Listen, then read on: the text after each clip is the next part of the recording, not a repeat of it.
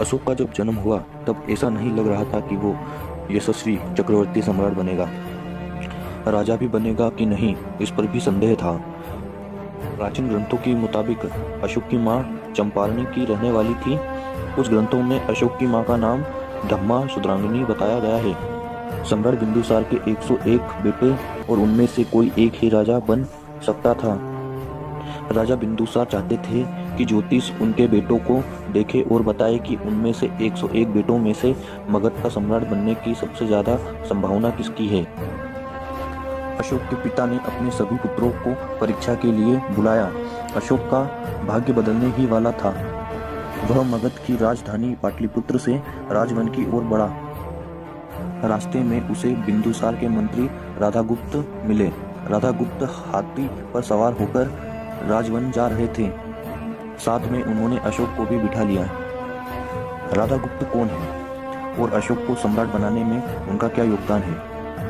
राधागुप्त प्रधानमंत्री के पुत्र थे। बाद में वह मौर्य साम्राज्य में मंत्री बने। बिंदुसार की मृत्यु के बाद उन्होंने अशोक को सम्राट बनने में बहुत सहायता करी।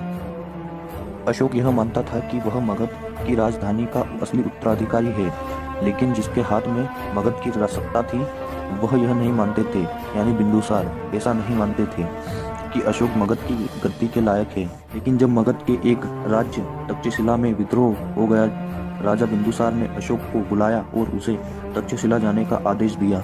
अशोक रथ, हाथी, घोड़े, सैनिकों के साथ तक्षशिला की ओर रवाना हो गया। लेकिन अशोक जब तक्षशिला पहुंचा तो उसे हथियार उठाने की जरूरत ही नहीं पड़ी, क्योंकि अशोक का नाम सुनते ही बड़े बड़े विद्रोह रुक जाते थे। तो तक्षशिला का विद्रोह क्या था? बिंदुसार की मृत्यु के बाद मगध का सम्राट बनेगा और कौन नहीं। ऐसे में बिंदुसार की मृत्यु के 4 वर्ष बाद भाइयों के बीच लड़ाई हो गई और अशोक ने अपने 99 भाइयों को मारकर मगध की गद्दी पर बैठ गया। अब अशोक सिर्फ अशोक नहीं था, वो सम्राट देवनाम प्रियदर्शी अशोक था। देवानाम प्रिय मतलब देवों के प्रिय, दशी मतलब देखने में सुंदर। लेकिन इसके बाद जो अशोक का रूप सामने आया उसकी कल्पना भी आज मुश्किल है। सम्राट अशोक के सामने मौर्य साम्राज्य के विस्तार का प्रश्न भी था। आज का उड़ीसा राज्य मौर्य काल में कलिंग कहलाता था। पूर्व में बंगाल की खाड़ी से लगा कलिंग मौर्य युग में एक स्वतंत्र और शक्तिशाली राज्य था।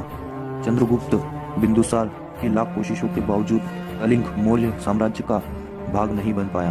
अब अशोक को कलिंग का युद्ध हर हाल में जीतना ही था, क्योंकि हार से अशोक और शक्तिशाली मौर्य साम्राज्य के बोलबाले पर प्रश्न चिन्ह लग जाता। अशोक के शासन के 8वें साल में लड़े गए इस युद्ध में अशोक ने पूरी ताकत लगा दी। कलिंग के विशाल सेना को कुचलना आसान नहीं था, लेकिन कलिंग से अशोक की सेना को कड़ी चुनौती मिल रही थी।